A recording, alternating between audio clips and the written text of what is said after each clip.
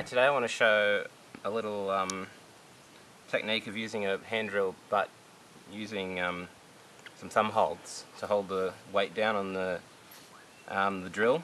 So I've been practicing with my hand drill for a bit. I'm getting better at it, but it's still pretty tough to do. If you look at some guys like Corin, they're really good at it. And I'm getting better. I'm getting smoke, I'm getting there, but I'm not getting embers every time, now and then. So this is a technique I read about in a book a while ago, and it's quite good for practicing, and also a legitimate way to use a hand drill, I suppose, because it's using materials that you can easily find. What it basically does is allows you to keep downward pressure on the drill, all you have to do is really worry about keeping the speed up. You don't have to worry about keeping the speed down. It's sort of like a cheating version of the floating hand technique. So this is just my way of doing it. I haven't, this is not really, I just saw the technique and then I just kind of developed my own. What I'm going to use is what you need is just a bit of leather. I'm just going to use this leather roocord that I use for pouches and things like that. And I've just got this sinew. You don't need to use these exact materials, but it helps. I find these are pretty good. So this is the way I do it. This is the way I came up with doing it. So I don't know if it's I'm sure other people have thought of it.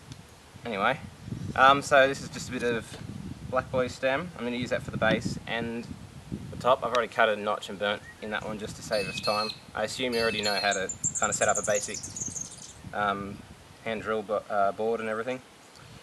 So I've just got this stem. So what I'm going to do is I'm going to do just a small split into the xanthoria here, and put the leather roocord in that, and I'm just going to use the sinew to bind it to stop it from splitting. So that's just my way of doing it. I'm sure there's 100 other ways to do it. So let's get started then. Alright, I'm just gonna split this down the centre here. Just be careful, you don't want to, that's about it, that's what you want. You don't want to go too far. Okay, first thing I'm going to do now is bind this stem up so that I don't split the whole thing down when I put that roocord in there. Alright, so I've just got about 2 foot of this artificial sinew here, and I'm just looking for where the bottom of that split finishes. And I really like this sinew for binding. It's not great for doing knots, but for binding things it's really useful because it's waxed and it's quite grippy and it holds. So I'm just going over the top at the start to hold it, and now I'm just going to work my way up the stem, pushing tight and just winding it on nice and tight, and that's going to hold really well. So yeah, it's really good for binding flat surfaces and stuff, I find. Yeah, much better than any string or anything like that. So I'm just working my way up, and that's going to hold really nicely. Like, I'm sure you could cut a divot in the top and then put your leather in there that way, but you know, this way you don't chop up your stem, and I don't know, this is just the way I'm doing it. So I'm just working my way up to the top. It doesn't have to be too pretty. It doesn't really matter. And then once I get to the top and I got a little bit left, about there is good. I'm just going to work and just bind it on top of itself, and that should hold the leather nice and tight there.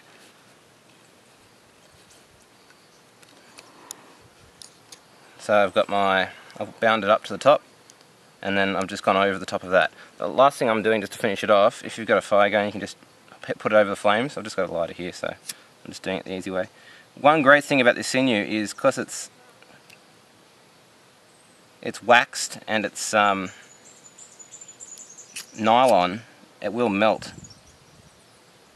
So you can melt those ends up like that, and then just push them down, and they really bind tight, and it goes nice and hard like a resin.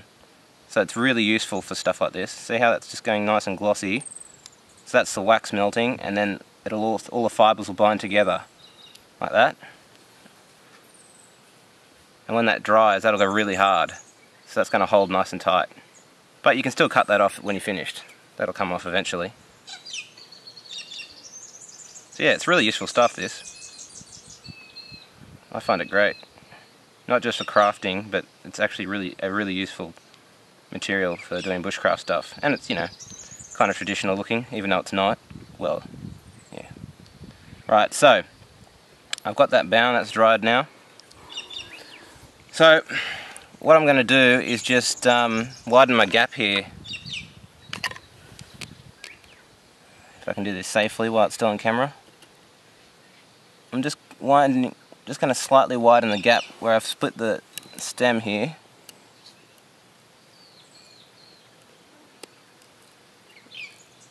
Just at the top. And the reason I'm doing that is just so I can get the leather in there without spreading the stem too much, because if you cut too much out, then you're not going to get that same kind of pressure once you slip the leather in. So I've got that kind of notched out pretty roughly, but you know, this is not the safe way to do this, obviously, but I'm trying to get it on camera. Alright, so I've cut a notch out of the end there where my split runs down. And then I'm just going to cut a length of leather. So I've got this rue leather. Rue leather is the strongest leather pretty much there is. So I'm just going to cut a nice generous length here, just because if I cut too short, then I can always, if I cut too long, I can always trim some off. Right, so there's a couple of ways to do this. You can cut a slit in your leather with a little bit of space here, and then stick your thumbs through that loop, and it probably will hold because this is so strong it's not going to split down like, you know, other materials will. The other way you can do is just tie a knot in the end, which is what I'm going to do. That's the simple way, and you don't cut your leather up if you want to reuse it for something. So I'm just going to find approximately halfway. Okay, and we'll slip this through the notch. Just work the leather into it, into the split. So that's what I'm ending up with. So that's nice, that's really tight in there now. And then I've got my sinew that's binding that, so that's not going to split. Just like, it's like making an arrow, haft or whatever it's called for an arrow point. And then so I just tie these up with just, you know, whatever, a simple double overhand knot. It doesn't have to be anything too flash. Just make sure it's tight, because if you're putting quite a lot of pressure on this, the knot will slip if it's not tight, and it will start choking your thumbs. Not that it really matters, like, not going to do much harm, but it does get a bit uncomfortable. So you could use any, like, animal skin. You could use a sinew again for this. You could use any cord really that you can fit down, just anything that would hold the weight. It's just the leather is really strong, it's easy to work with, and it slips down in that notch. So that's what I've got. So I've got my two thumb loops. I'm sure you can make like adaptations of this, put it on a different finger, maybe wrap around your hand, I'm not sure. But the idea of this is that your thumbs go through these loops, and I like to hold mine, like you could do them like that, it holds pretty good, the leather's quite grippy. I like to have mine kind of crooked like that, and then just straighten that up a bit. And then this way I can just worry about spinning, and then I keep my thumbs down, and then I can use my body and my arms to put the downward pressure, and then I just turn with my hands, and leather spins and spins back like that. So it's quite useful, and you know, you're not really using anything that you wouldn't have access to.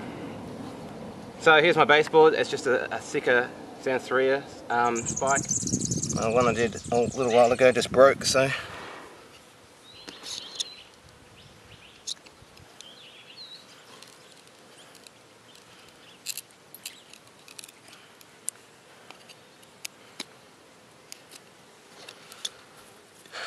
just cut my hole,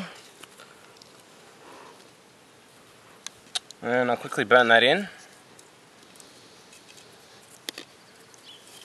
with my super drill, and then we'll notch it, and then we'll go for it.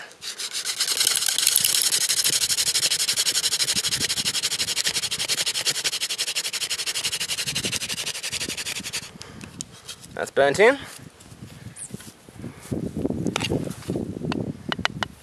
Save your dust, because that stuff's good.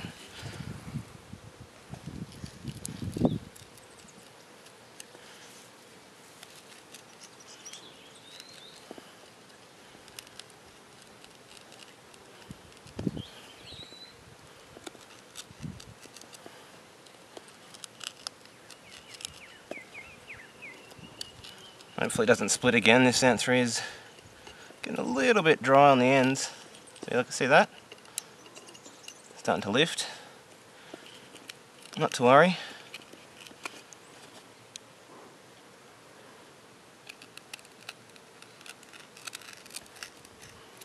Should be fine.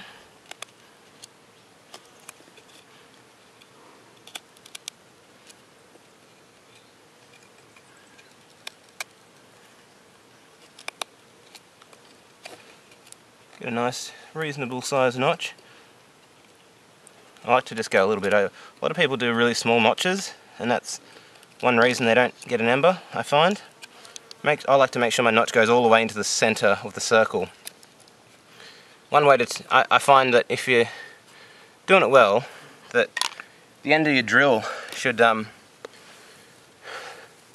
get like a little lump in the centre, and it should be flat on the outsides. Usually when I have a drill like that, it's a pretty good set. I mean, you know, there's exceptions to every rule. Alright, so let's get this underway.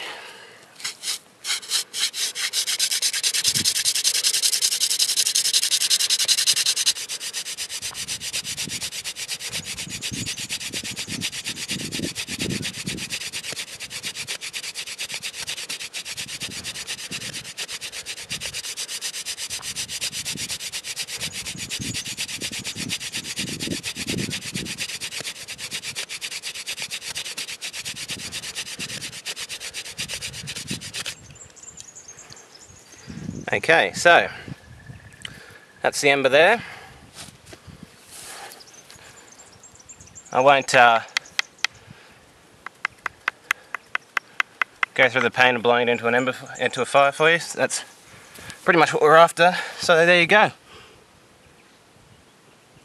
Whoops. So you can see there I got an ember. No problem. That'll get us a fire.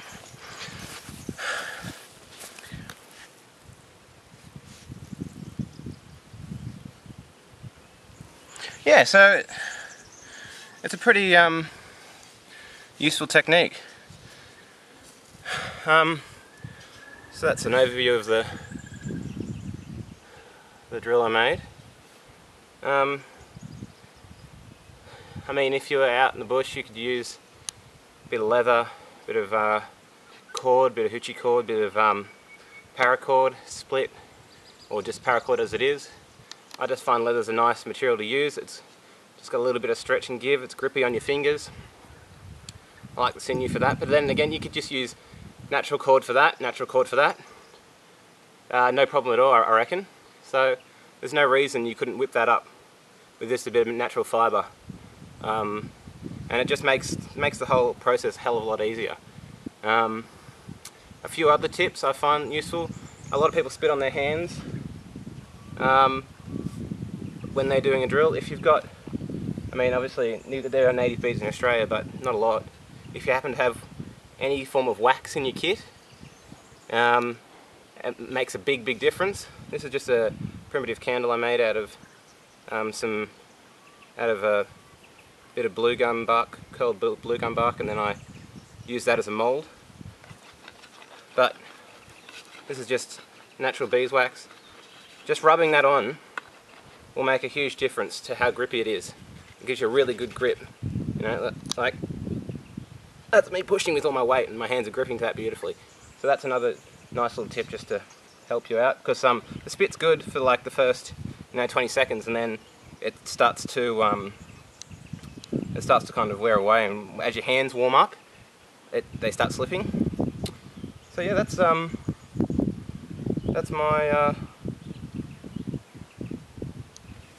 my posh hand drill. I hope that was useful to some people. Thanks for watching.